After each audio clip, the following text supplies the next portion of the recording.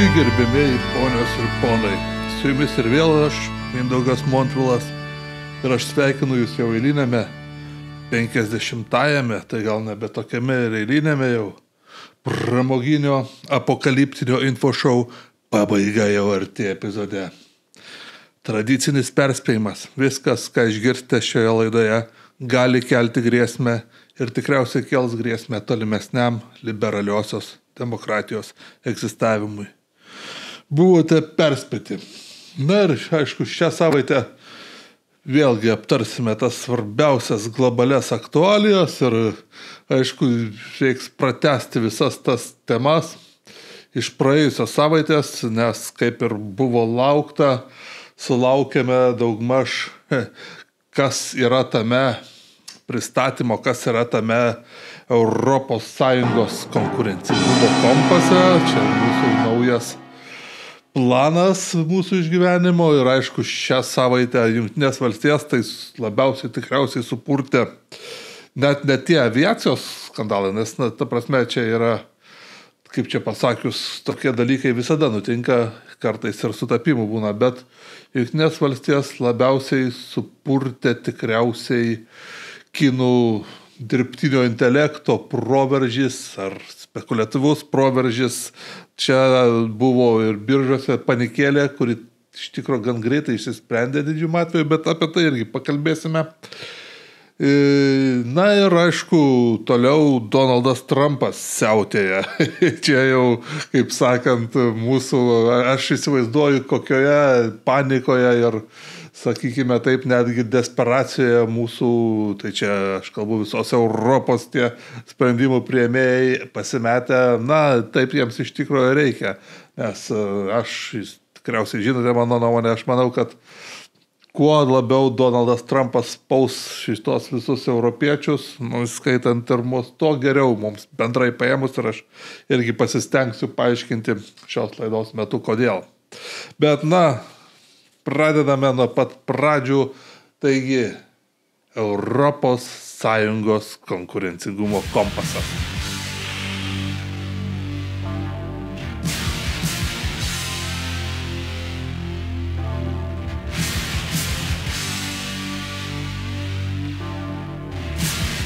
Prieš pristatant šį dokumentą jau šurmuliavo, jis aišku gimė, jo ištakos yra toje Draghi ataskaitoje pristatytoje rugsėjo mėnesį ir aišku šurmuliavo visokie gandai ir buvo netgi vilčių, kad na čia bus skelbiama kažkokia tai na tikriausia perestroika ir visi, skaitant mane, to galėjo tikėtis, nes galvojom, na, ypač sulaukus Donaldo Trumpo ir ypač jau po pirmųjų Donaldo Trumpo savaičių pamačius, kad Donaldas Trumpas nejuokauja, neketina čia kažko tai blefuoto, imsis tikrų dalykų ir pirmą dieną pasitraukė iš Paryžiaus klimato susitarimo ir paskelbė atvirai, kad nebus čia jokių kažkokių tai kliučių ir bus viskas pilnų greičių, kaip sakant, į priekį vystomasi ir investuojama ir konkuruojama.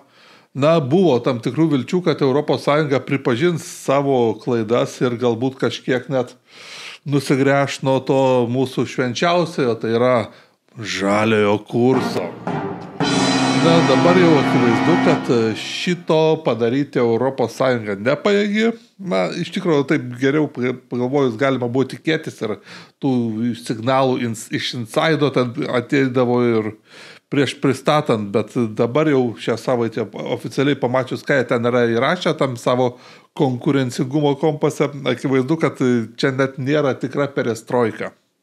Aš pasakysiu turbūt svarbiausias sakinys iš viso to kompaso, paskui sekusio Uršulės von der Leyen ir Christine Lagarde, tai yra Europos komisijos vadovės ir Europos centrinio banko, kuris yra iš tikrųjų pagrindinis įrankis, pagrindinis mechanizmas, kaip yra spaudžiama ir realizuojama šitas totalitarinis kursas mūsų Europos į susinaikinimą.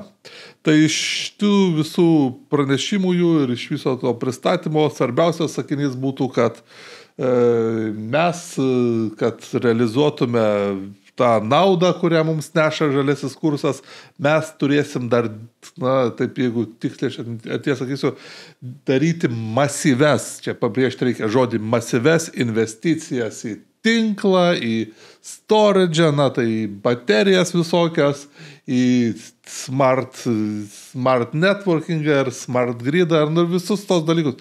Tai vienu žodžiu, nesitikėkit jokių pokyčių, bus toliau viskas spaudžiama, bus toliau, kaip čia pasakus, didinama našta verslui, bus toliau baudžiami tie, kas nevykdo dekarbonizacijos ir tai bus daroma dar stipriau ir pinigų, vis dėlto dar kartą pakartosiu, masyviom investicijom irgi reiks iš kažkur paimti, tai, kaip čia pasakius, kol kas nesimato absoliučiai jokių prošvaisčių. Ta prasme, visi, skaitant mane, kurie kažkiek tikėjosi, kad bent kažkokie bus palengvinimai, tai nebent retorinėme lygmenį, nes net tie pažadai kiti ten iš to konkurencingumo kompaso, kad ten 25% sumažinsime ten reguliacinę naštą verslui, jie pati pažado formuluotė, jinai jau yra biurokratinė ten, kad tokių dalyką, kaip čia pasakant, sveikas proto žmogus neparašytų, kad sumažinsime reikalavimus 25%.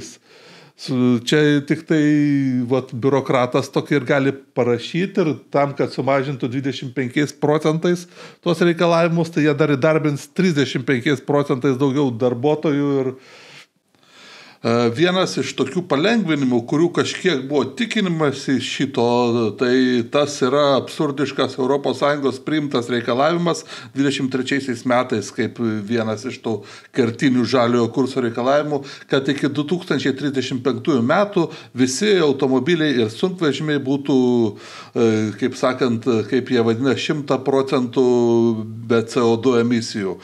Kas, visi vėlgi sveiko proto žmonės supranta, kad tai yra totaliai neįmanoma ir absurdiškas tikslas pats savaime ir autopramonė, ypač Vokietijos, Italijos autopramonė kažkiek tai bandė kovoti su šito reikalavimu, tačiau kažkokio tai atšaukimo šitame plane, to konkurencingumo vadiname plane nėra, yra kažkokios abstrakčios užuominos, kad turi būti tai daroma konkurencingai, didinant prieinamumą kitų alternatyvų ir kažką tai tokio, tačiau net nėra atšauktas pats absurdiškiausias reikalavimas ir mes iki šiol dar turime tą visiškai absurdišką reikalavimą, kad iki 2035 metų būtų išnaikinti visi vidaus degimo varikliai.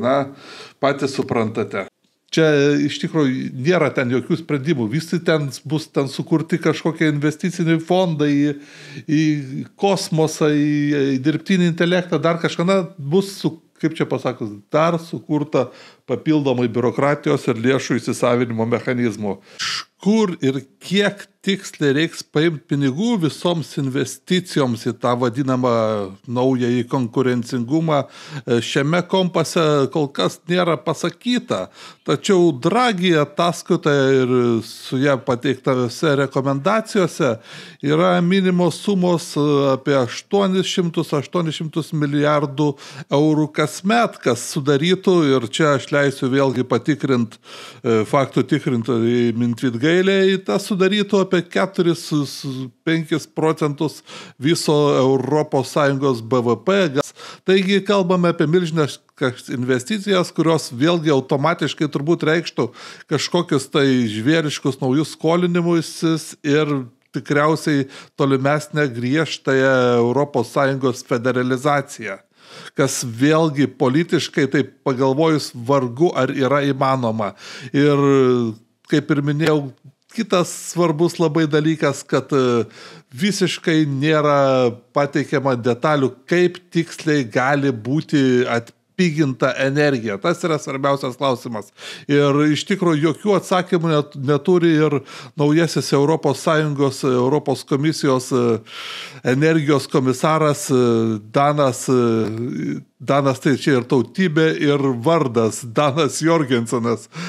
Tai Danas Jorgensenas ir kad suprast, apie kokį fruktą kalbame, prieš tapdamas eurokomisaru buvo ne ko kito, o klimato ir energijos ministras Danijos. Ir Danija yra viena iš tų šalių, kur energija yra brangiausia, nes, kaip patys suprantate, Danija daug investuoja į atsinaujinančią energetiką ir tai veikia puikiai, ar ne? Nu, patys suprantate, aš čia, kaip sakant, juokauju ir šposiu visai, bet iš tikrųjų tokia yra padėtis, kad tie žmonės yra neadekvatus, jie visiškai nesupranta, ką daro. Ir tarp kitko tas pats Danas Jorgensenas, nors dabar jis kažkiek sušvelnino poziciją, jis visada buvo griežtas priešininkas branduolinės energetikos, kas dabar tikriausiai kažkokią tai formą tos diskusijos sugrįž, bet aš nesiplėsiu šiandien tą temą, nes tema labai plati ir iš tikrųjų kontroversiška. Čia nėra tokių irgi lengvų atsakymų, nes vystyti branduolinę energetiką šiaip tai reiktų, bet Europoje šiuo metu tikrai irgi nėra know-how ir nėra kam tą daryti, ir jeigu tą atiduot prancūzams, tai irgi būtų katastrofa. Tai čia vienu žodžiu tų klausimų yra daug. Tarp kitko apie Danus reiks irgi plačiau pašnekėti, nes Danai dabar įvairiomis formomis irgi tapo labai svarbi šalis visoje šitoje dėlionėje ir ES ir JAV santykių ir apie tai, kas šiek tiek vėliau. Vienu žodžiu, iš viso to galima suprasti, kad jie, tai yra ES, tikisi visiškai be pagrindo pralaukti ten tos, kaip jie mano, 4 Donaldo Trumpo metus ir kad kažkokiu tai būdu viskas sugrįš į senas vėžes ir jie ten dabar galbūt kažkiek mažiau akcentuodami, kad daro tą žaliąjį kursą dėl klimato gelbėjimo, sakys, kad darom žaliąjį kursą dėl mūsų konkurencingumo didinimo ir viskas čia gerai ir dabar galbūt nevadinsime to žaliojų kursų, vadinsime švariosiomis technologijomis, dar kažkokiais brėdais, bet jokio esminio pripažinimo kažkokių klaidų ar neefektyvumo, pačio to fakto, kad ES, vidutiniškai irgi ten viskas įskirstė, dvigubai, trigubai brangiau moka už elektrą verslas negu Jungtinėse valstijose ir dėl to bet koks sveiko proto investuotojas į kažkokį tai infrastruktūrą dirbtiniam intelektui visada investuos į Jungtinės valstijas, kur yra saugesnis ir pigesnis variantas. Ir tai dar, priimkite ir domėn ir tai, kad ir Jungtinės valstijos, tai nėra dar vienareikšmiška, nes ten dar irgi jų tas duomenys iškreipia kokią nors didžiausią valstiją, kur irgi tokia pati komunistinė Kalifornija, kurią tikriausiai Trumpas irgi privers atsisakyti viso briedo ir dar ten irgi yra erdvės ką mažinti. Tai bet kuriuo atveju nesiplečiant dar per daug į tą konkurencingumo kompasą, kas nori, galite jį pasiskaitinėti, viešai prieinamas, bet tai, kaip čia pasakius, nėra net perestroika, nes perestroika, kas dar prisimena, bent jau buvo kažkaip nuoširdžiau pripažįstama, kad yra struktūrinių problemų, kurias iš tikrųjų reikia keisti. Šituo atveju nėra pripažįstama, kad ES visa sistema yra sulūžusi ir neveikianti, ir neefektyvi, ir žlugdanti. Nėra pripažįstama tokių dalykų akivaizdžių, kurie dar iškils pačiu artimiausiu metu. Kad pavyzdžiui, ten tas irgi skambiai pristatytas prieš kelis metus skaitmeninių paslaugų aktas, kuris čia turėjo sustabdyti, pavyzdžiui, JAV technologijų gigantų dominavimą. Jį pačiu artimiausiu metu reiks irgi atšaukti, nes dabar JAV technologinių gigantai turi Trumpo ausį ir jeigu tik tai kažką bandys jiems daryti ES, tai pareis iš karto iš Donaldo Trumpo, jeigu reiks ir tomahawkai, čia gal kaip perdalu, bet pareis taip, kad maža nepasirodys, todėl Europai, kad išsaugos veidą reiktų patiems turbūt atšaukti ant tą skaitmeninių paslaugų aktą, ir bendrai, aš pilnai įsivaizduoju, kad visiems tiems lėšų įsisavintojams, jiems net išeina suprasti ir pripažinti ir kažkaip patiems atšaukti visko, ką jie ten pastarį 10-metį bent jau darė. Tai turės reikalai ir krizė ir tas visas dalykas, visa ekonominė situacija dar pavažiuoti gerokai žemiau ir pasiekti tokį tikrą dugną, kad vyktų tam tikri pokyčiai. Nu, aišku, kitas variantas yra artėjantis rinkimai Vokietijoje, apie kuriuos reikia kažkiek atskirai pašnekėti.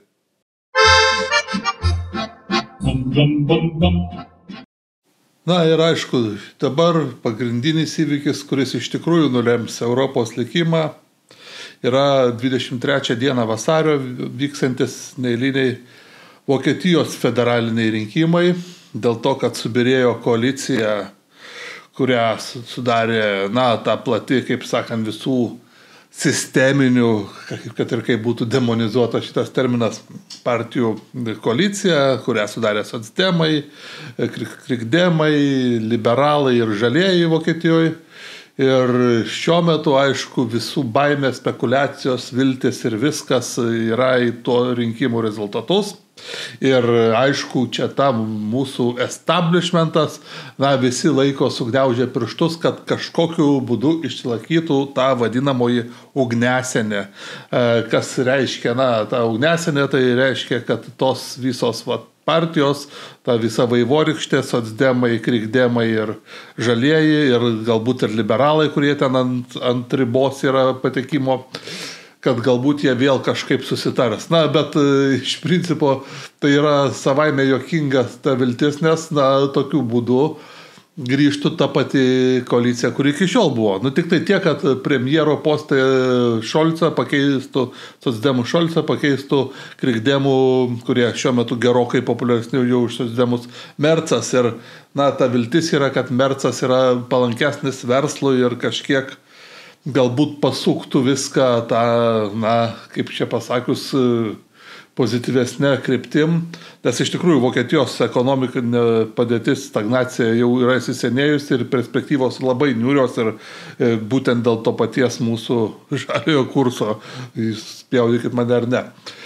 Ir taip, yra ten ir pasižadėjimų iš CDU, CSU, tai Vokietijos tų socdemų, kad jie, tarkim, tą patį vidaus degimo variklių draudimą peržiūrėtų, ar kažkas tokio. Tačiau aš pasakysiu taip, skeptiškai. Dar aišku, galima pasižiūrėti, kad pagal socialinės tas visas apklausas, taip, ten viskas susumavus, panašu, kad daugmaž bus balsai taip, kad virš 30% krikdemai, virš 20% AfD, apie 15% socdemai ir ten 12-13% žalieji ir ant ribos tie liberalai, ir dar tikriausiai perlips ten dar dvi komunistų partijos yra Die Linke ir nuo jos atskilus ten ta Saros Wagenknecht, kuri dabar liktai net populiaresnė, tai jos abi irgi gali tikriausiai perlips netgi 5%. Bendrai viską susumavus, tas visas sprendimas, aišku, yra Friedricho Merco, tai yra dabartinio krikdemų lyderio rankose. Kaip jis nuspręs, taip ir bus. Ir aišku, yra didžiulis spaudimas jam ir vidinis, kad neprileisti, kad išlaikyti tą ugnesenę, neprileisti AfD, nes vai, kaip baisu. Ir aišku, pas mus irgi tas yra baisu, ten visa kita, nes viskas nurodoma, kad šitie AfD yra labai prorusiški ir taip toliau. Aišku, AfD ir yra prorusiški ir jie atvirai pasisako už tai, kad reikia nustoti remti Ukrainą ir pirkti dujas iš Rusijos vėl. Kas, kaip čia pasakius, beveik tą patį kalba ir socdemai. Tai čia iš tikrųjų, tai yra, ir aišku, lygiai tą patį kalba ten tos visos komunistų partijos.